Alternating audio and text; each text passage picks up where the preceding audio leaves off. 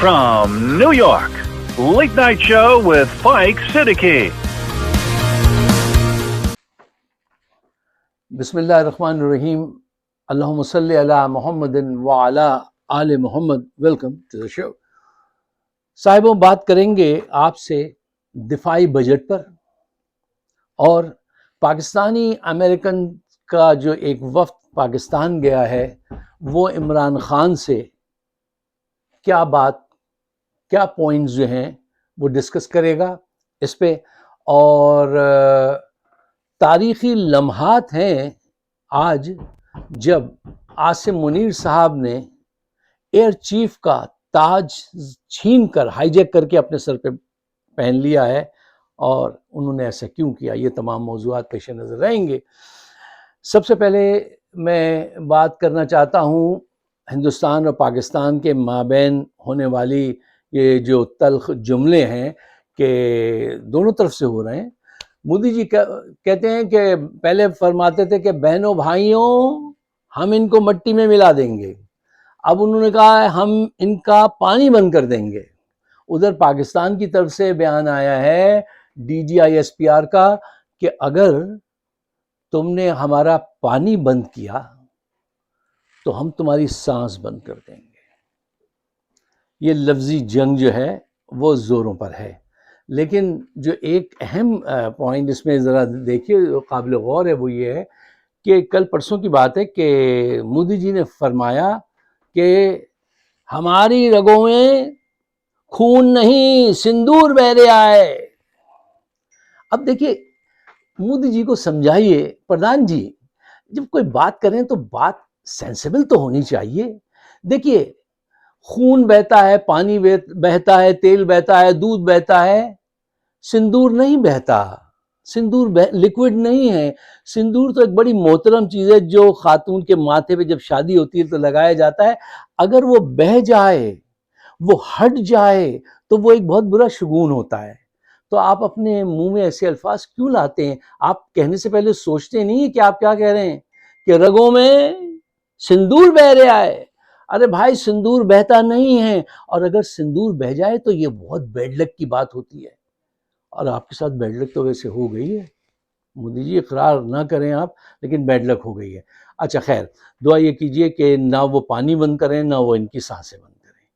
ये सब गलत बातें हैं, सब जाहिलाना बातें हैं। पड़ोसियों के ऐसे थोड़ी रहना चाहिए। अच्छा साहब, अब आइए जिक्र करें इन तारीख़ी लम्हात का। साहिबों, आप इस टाइम में जो ज़िंदा हैं, जो सांस ले रहे हैं, ये बड़े तारीख़ी लम्हात हैं। तारीख़ में लिखा जाएगा कि जब मुस्लिम दुनिया का सबसे बड़ा, वन ऑफ द बिगेस्ट, बड़ा तो इंडोनेशिया है गालिबन पॉपुलेशन वाइज, एटमी सलाहियत रखने वाला मुल्क पाकिस्तान, वहाँ के जर्नैल ने, आर्मी चीफ ने एयर चीफ का ताज ज़बरदस्ती हाईजैक करके अपने सर पे सजा लिया और दाद वसूल की अपने इर्द गिर्द के मसाहिबों से, चमचों से। उस वक्त बड़े बड़े अशाइये दिए गए, बड़े बड़े पकवान, अनवा अक़साम के खाने पेश किए गए। एन उसी वक्त गजा में बच्चे, मुस्लिम बच्चे भूख से मर रहे थे और आर्मी जनरल जो है वो खुशियां मना रहा था और वो सज बन के आ रहा था महफिल में, और तरह तरह के खाने पेश किए जा रहे थे मेहमानों को। मुसलमान बच्चे एड़ियां रगड़ रहे थे दूध के लिए, बूढ़े तरस रहे थे दवा के लिए, और ये यहाँ पर ये अय्याशी कर रहे थे। तारीख लिखेगी ये, इनको कोई समझा दे जाके। तारीख तुम नहीं लिखते, तारीख बादशाह नहीं लिखते, डिक्टेटर नहीं लिखते, तारीख मौरख लिखता है, आवाम लिखेगी। आप उसका किरदार ज़रूर रहोगे, लेकिन क्या किरदार होगा आपका? इनका क्या किरदार है? देखिए ये साहब कुरान पढ़ के भी सुनाते हैं, ये साहब जो है इसका भी दावा करते हैं कि ये सब कुछ समझते हैं और कोई कुछ नहीं समझता। ये साहब जुल्म व तशद्दुद भी करते हैं, बेगुनाह लोगों को बंद करते हैं। जो इसकी बात ना माने वो इनका दुश्मन है, जो बात ना समझे वो इनका दुश्मन है, उसको बंद कर दो। इक़्तिदार को दवाम देते हैं ये साहब करप्ट लोगों के साथ, सर्टिफाइड करप्ट लोगों के साथ, जिनको मैं आपने पूरी दुनिया करप्ट कहती है, उनके साथ हुक्मरानी कर रहे हैं। अपने इक़्तिदार को दवाम बख्शने के लिए ये तमाम हरकतें कर रहे हैं। अब वहाँ भूख से लोग मर रहे हैं, اور یہ سمجھتے ہیں کہ یہ حق پہ ہیں. یزید بھی اپنے آپ کو حق پہ سمجھتا تھا، بالکل. ہٹلر بھی اپنے آپ کو حق پہ سمجھتا تھا، موسولینی بھی اپنے آپ کو حق پہ سمجھتا تھا. سارے ظالم جو ہیں وہ یہ اقرار کبھی تھوڑی کرتے ہیں کہ یار حضرت ہم سے غلطی ہوئی. وہ تو کوئی بڑا پڑھا لکھا انسان ہی سمجھ سکتا ہے کہ اور اقرار کرتا ہے کہ اس سے غلطی ہوئی. یہ اتنے بڑے بڑے جو ڈکٹیٹرز ہوتے ہیں یہ کبھی اپنے آپ کو غلط ثابت نہیں کرتے. یہ کہتے ہیں ہم حق پہ تھے. کبھی آپ نے سنا ہے کہ کسی بڑے ڈکٹیٹر نے ان کی طرح کے اقرار کیا ہو؟ نہیں کرتے. ان کی زندگی ختم ہو جاتی ہے. اب یہ منظر تاریخ ضرور لکھے گی کہ ایسا واقعہ ہوا تھا. آپ اس وقت کہاں تھے؟ یہ بات میرے اور آپ کے سوچنے کی ہے کہ are you standing on the right side of the history اور the wrong side of the history. امام ڈاکٹر شریعتی کا بڑا اچھا کہنا تھا کہ جس وقت حق کو تمہاری ضرورت ہے، سچ تمہیں آواز دے رہا ہے اور تم نہیں آئے، اس وقت اگر تم نے سچ نہیں بولا تو تاریخ کو اس بات سے کوئی غرض نہیں کہ اس وقت تم کسی مسجد میں نماز پڑھ رہے تھے یا کسی طوائف کے کوٹھے پہ بیٹھے دادے عیش دے رہے تھے. تاریخ کو اس سے کوئی غرض نہیں ہے. تمہارا نام لکھ دیا جائے گا کہ جب حق بات کہنی تھی، جب سچ کے ساتھ کھڑے ہونا تھا، جب یزید کا سامنا کرنا تھا تو تم بھاگ گئے تھے. تم کوفی ہو. اس کا فیصلہ ہمیں آپ کو خود کرنا چاہیے اور اس کے لیے جد و جہد کرنی چاہیے کہ ایسے لوگوں سے جان چھڑائی جائے. اچھا صاحب، اس سے پہلے کہ میں تفصیل سے بات کروں دفاعی بجٹ پہ کیوں اضافہ ہونا چاہیے، دو ایک اہم پوائنٹ ہیں، ان پہ جلدی سے روشنی ڈالتے ہوئے آگے بڑھتے ہیں. دیکھیے، پاکستانی امریکن کا ایک وفد پھر گیا ہے پاکستان عمران خان صاحب سے بات کرنے کے لیے، اور جو بات ان کو پہنچائی جا رہی ہے، جو بات، یہ مذاکرات نہیں ہیں. یہ جرنیل جو ہے یہ عمران سے مذاکرات نہیں کرنا چاہتے، اس سے فرما برداری چاہتے ہیں کہ جیسا ہم کہیں ویسا ویسا کرتے رہو. اور دیکھیے کہہ کیا رہے ہیں، چاہتے کیا ہیں. یہ تو اس پہ غور کیجیے آپ. وہ اس سسٹم کو بچانا چاہتے ہیں کیونکہ یہ کرپٹ سسٹم انہیں بہت راس آتا ہے. جرنیلوں کو کرپٹ کو آگے رکھو، حکومت میں رکھو، ان کی فائلیں بنا کے رکھو، ججز کو قید میں رکھو، آئین چینج کرا دو، ہر چیز اپنی مرضی سے کر لو، بھلے مستقبل صفر ہو جائے ملک کا. تو اس لیے یہ سسٹم جو برقرار رکھنا چاہتے ہیں اور عمران سے اس پہ وہ چاہتے ہیں ایگری کرے وہ اس پہ. دیکھیے، یہ اس کو یہ آفر کر رہے ہیں کہ آپ موجودہ حکومت کو شامل ہو جائیے، قومی حکومت میں شامل ہو جائیے، اور پھر الیکشن کا انتظار کیجئے، 2-3 سال کے بعد کرائیں گے، پھر ہم ڈاکہ ڈالیں گے، پھر اپنی مرضی سے پارٹی کو جتوا دیں گے. وہ یہ کہتا ہے میں ان کے ساتھ کیسے بیٹھ جاؤں جن کا مجھے علم ہے کھلی آنکھوں سے کہ یہ کرپٹ ہیں، انہوں نے خزانہ لوٹا ہے. آپ ان لوگوں سے خزانہ بھرنے کی امید رکھتے ہیں جنہوں نے خزانہ لوٹا ہے، 30 سال سے لوٹ رہے ہیں، کیونکہ وہ آپ کو راس آتے ہیں. تو آپ اسی کراؤڈ میں مکس کرنا چاہتے ہیں عمران کو بھی کہ you become part of it. جیسے یہ ہیں فرما برداری سے حکومت کر رہے ہیں، تم بھی کرو. وہ تو اپنے رقم کمانے کے لیے کرتے ہیں فرما برداری. وہ رقم کمانا اس کا مطلوب نہیں ہے. اس کو عمران خان کو اس کو حکومت لینے کا، پرائم منسٹر بننے کا شوق نہیں ہے. اس نے ایک دفعہ کھل کے کہا تھا کہ I didn't come to play the game, I came to change the game. میں گیم کھیلنے نہیں، میں گیم چینج کرنے آیا ہوں. وہ چاہتا ہے یہ کرپشن کا نظام جو ہے، سسٹم جو ہے، اس کو ہمیشہ کے لیے بدل دیا جائے. اور یہی اسی میں پاکستان کا فیوچر ہے. وقتی کامیابی اگر چاہیے اس کو، اگر وقتی جان چھڑانی ہے تو ہاں بھر دے، ابھی آ جائے، اب سب کچھ ٹھیک ہو جائے گا اس کا. وہ قربانی دے رہا ہے لانگ ٹرم کے لیے، اور ہمارے وہاں کبھی لانگ ٹرم کی سوچ پہ نہ سوچا گیا نہ اقدامات کیے گئے. ایڈاک بزنس پہ ہمیشہ کام ہوتا رہا. اس کی وجہ سے آج ہم کتنے برباد ہیں کہ یہ سسٹم جو کرپٹ سسٹم ہے یہ جرنیلوں کو بہت پسند ہے، اور یہ لوگ بھی بہت پسند ہیں جو کرپٹ لوگ ہیں. آنےسٹ آدمی جو ملک کے مستقبل جنریشن کا سوچ رہا ہے اس کے لیے قربانی دے رہا ہے. آج کتنی گرمی ہے، ذرا اڈیالہ میں جا کے کسی سے پوچھئے، وہ وہاں بیٹھا ہے، کہتا ہے نہیں میں گیو اپ نہیں کرتا ہوں، میں اپنے ملک اور اپنے عوام کو لیٹ ڈاؤن نہیں ہونے دوں گا.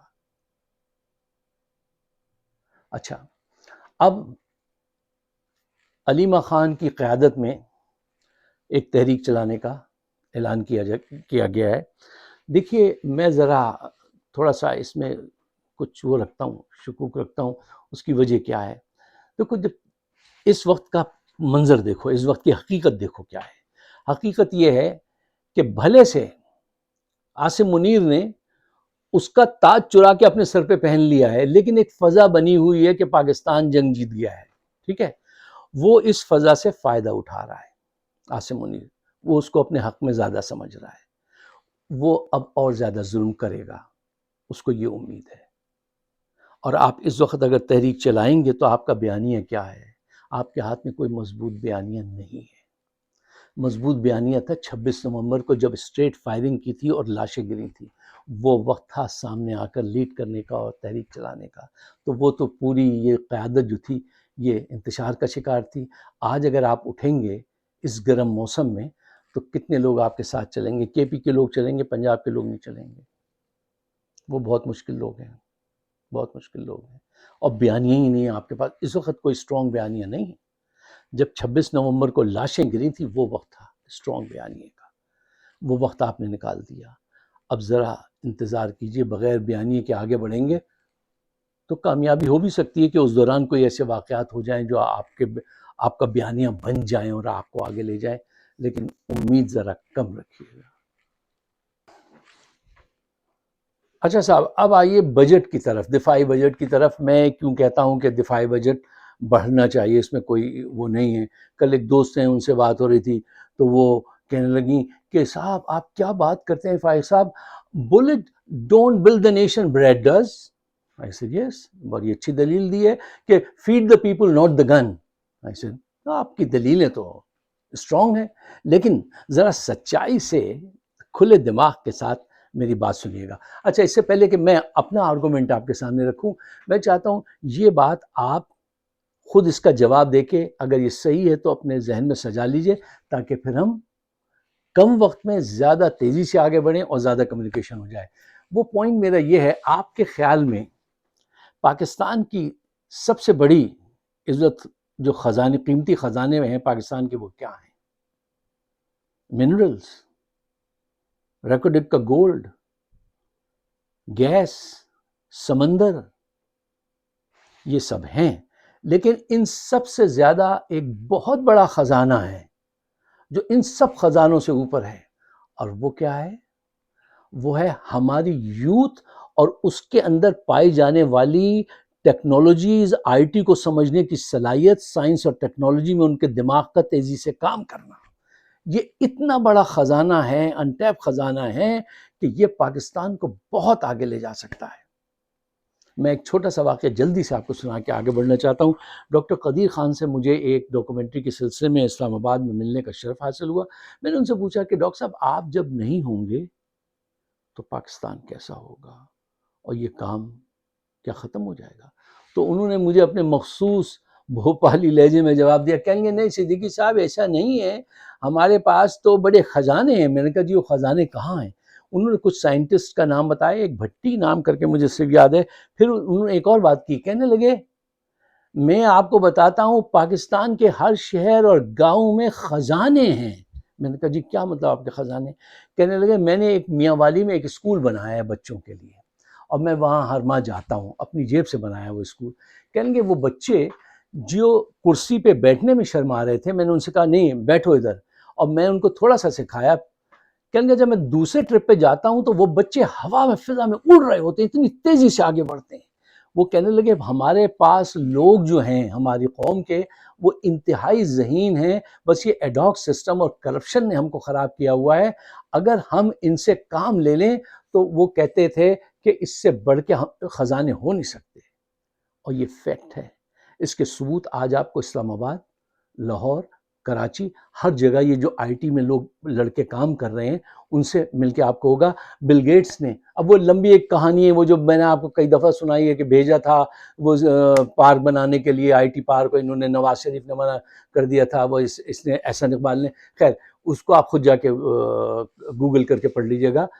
ہمارے پاس اتنے زبردست ذہن ہیں کہ بل گیٹس نے ایک دفعہ کہا تھا کہ میں پاکستان سے پریفر کرتا ہوں کام کرنے میں. اس کی وجہ یہ ہے کہ انڈیا کے جو ساؤتھ لوگ ہیں ان کی انگریزی میری سمجھ میں ذرا دیر میں آتی ہے, اور ذہانت پاکستان میں بہت تیزی سے نظر آتی ہے مجھے. یہ دیکھیے کس شخص نے آپ کے لیے یہ بات کہی ہے. تو یہ بات تو کنفرم ہے کہ ہمارے پاس خزانے ہیں. میں نے پچھلے دنوں ایک ویڈیو دیکھی تھی اور ایک دوست ہیں ان کو بھی بھیجی تھی کہ دیکھو کراچی میں کچھ لڑکے جو ہے وہ ڈرونز بنا رہے ہیں, چھوٹے چھوٹے جہاز بنا رہے ہیں. باقاعدہ فیکٹری تھی ان کی, کافی ورکشاپ تھا, اس میں کر رہے تھے. آپ کے پاس ہر شہر اور گاؤں میں یہ بچے موجود ہیں. ان پہ اگر آپ 5 سال خرچ کر دیں تو آپ کہاں پہنچ سکتے ہیں. اچھا وہ 5 سال تک انتظار نہیں کرنا ہے. آج اس وقت اسلام آباد میں ایسے لڑکوں کو جانتا ہوں, لاہور میں جانتا ہوں, کراچی میں جانتا ہوں کہ آج آپ ان کو کوئی بھی پروجیکٹ دے دیں تو وہ آپ کو کمپلیٹ کر کے دیں گے. اچھا تو میرے کہنے کا مطلب یہ ہے کہ ہم بجٹ اس انداز سے خرچ کریں کہ ٹیکنالوجی, دیکھیے آج جو ہے وہ انوویشن کا دور ہے, ڈیفنس ٹیکنالوجی کو ایکسپورٹ کرنے کا دور ہے. ہم میں یہ صلاحیت موجود ہے. اگر ہم JF-17 اس کے تعاون سے بنا سکتے ہیں چائنا کے, تو ہم ڈرون کیوں نہیں بنا سکتے؟ بنا سکتے ہیں. یہ منرلز جو یہ یہاں سے لے جا کے چپس میں لگاتے ہیں, ہم صرف ان کو منرلز اٹھا کے کیوں دے دیں, خود کیوں نہ چپس بنا کے بیچیں, جو کتنے مہنگا ایک چپس بکے گا. اس پہ میں کچھ اور چیزیں آپ کے سامنے رکھنا چاہتا ہوں.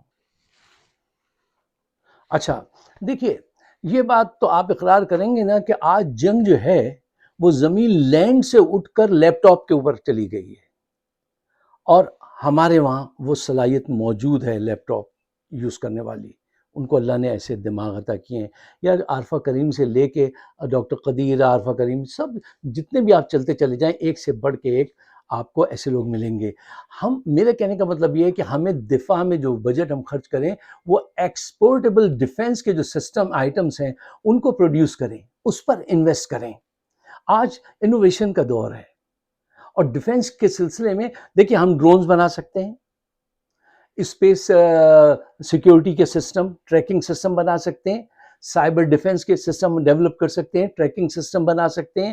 ٹھیک ہے نا. اسپیس کے کتنے پروجیکٹ ہیں جو ہم کر سکتے ہیں, کیوں پوچھئے. آپ کو پتہ ہے 1960s میں Pakistan atomic research commission doctor Ishrat Hussain Usmani نے جو بنایا تھا, وہ ایک جینیس آدمی تھے جو 23 سال کی عمر میں انگلینڈ سے فزکس میں PhD کر کے آئے تھے, نیوکلیئر فزکس میں.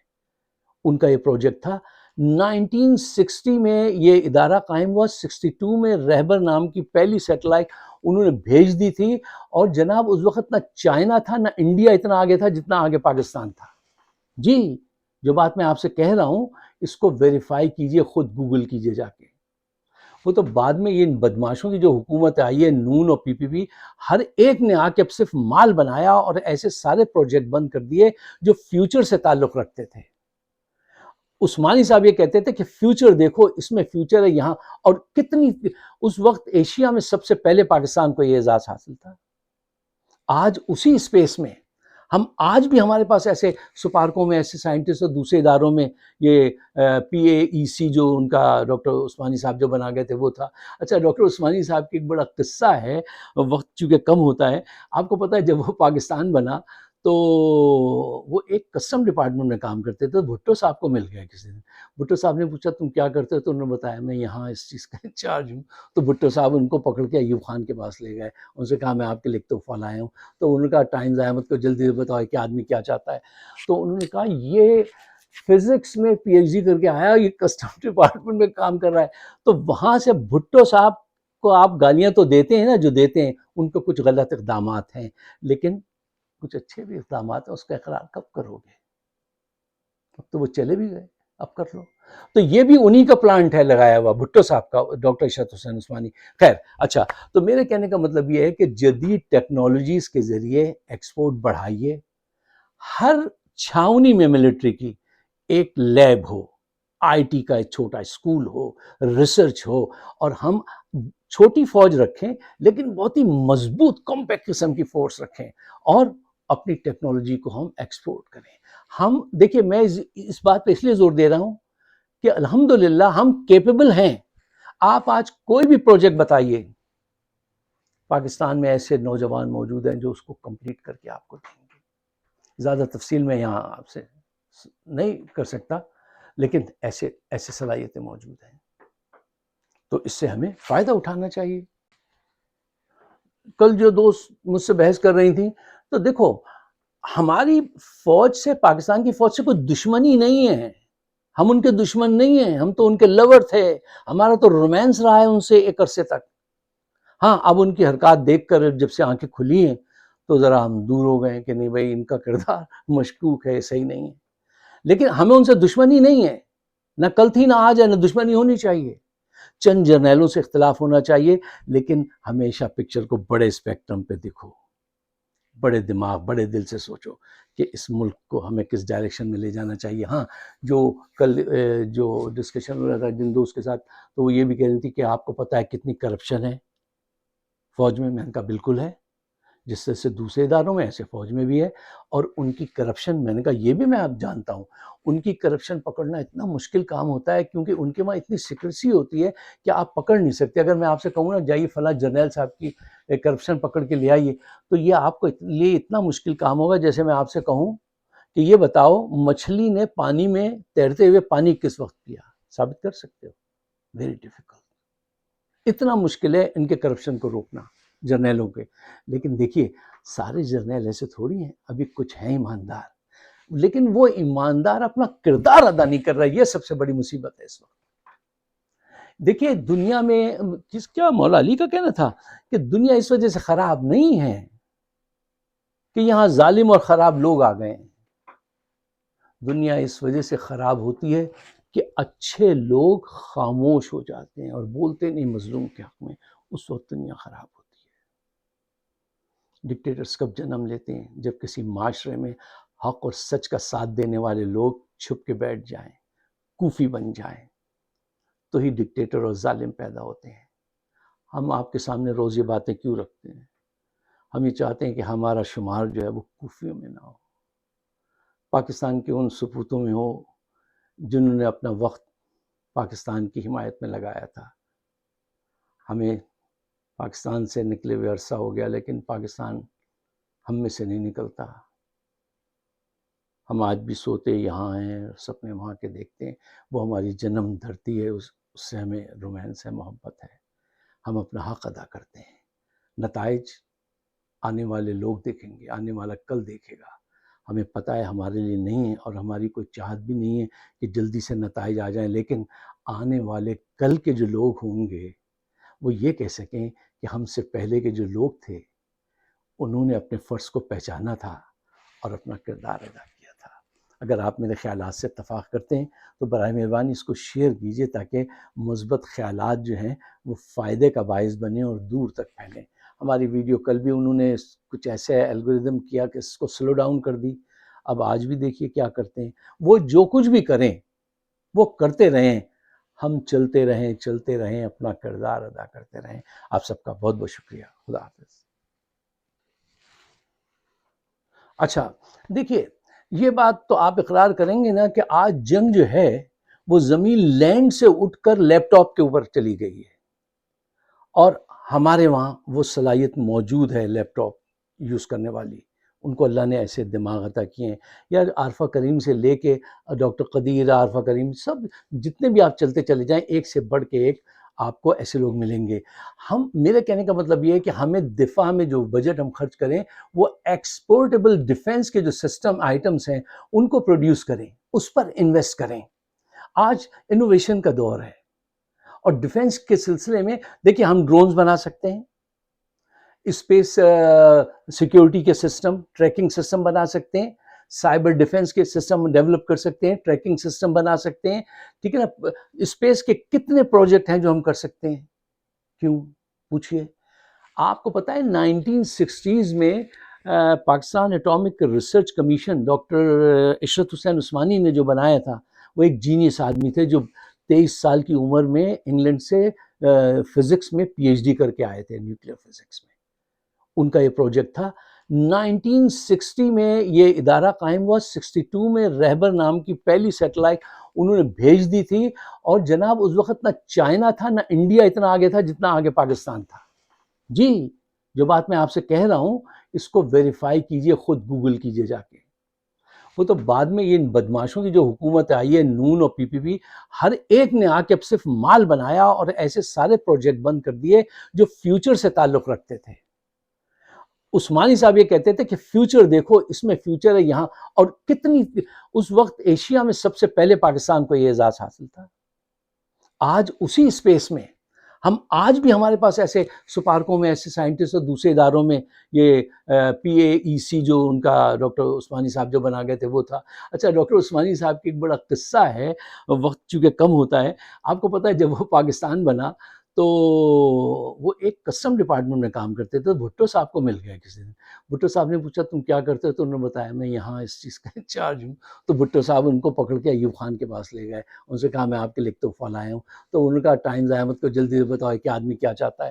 تو انہوں نے کہا یہ فزکس میں پی ایچ ڈی کر کے آیا، یہ کسٹم ڈپارٹمنٹ میں کام کر رہا ہے. تو وہاں سے بھٹو صاحب کو آپ گالیاں تو دیتے ہیں نا، جو دیتے ہیں ان کو کچھ غلط اقدامات ہیں، لیکن کچھ اچھے بھی اقدامات ہیں. اس کا اقرار کب کرو گے؟ اب تو وہ چلے بھی گئے، اب کر لو. تو یہ بھی انہی کا پلانٹ ہے لگایا ہوا، بھٹو صاحب کا، ڈاکٹر اشرت حسین عثمانی. خیر اچھا، تو میرے کہنے کا مطلب یہ ہے کہ جدید ٹیکنالوجیز کے ذریعے ایکسپورٹ بڑھائیے. ہر چھاونی میں ملٹری کی ایک لیب ہو، آئی ٹی کا ایک چھوٹا اسکول ہو، ریسرچ ہو، اور ہم چھوٹی فوج رکھیں لیکن بہت ہی مضبوط کمپیکٹ قسم کی فورس رکھیں، اور اپنی ٹیکنالوجی کو ہم ایکسپورٹ کریں. ہم دیکھیے، میں اس بات پہ اس لیے زور دے رہا ہوں کہ الحمدللہ ہم کیپیبل ہیں. آپ آج کوئی بھی پروجیکٹ بتائیے، پاکستان میں ایسے نوجوان موجود ہیں جو اس کو کمپلیٹ کر کے آپ کو دیں گے. زیادہ تفصیل میں یہاں آپ سے نہیں کر سکتا، لیکن ایسے صلاحیتیں موجود ہیں. تو اس سے ہمیں فائدہ اٹھانا چاہیے.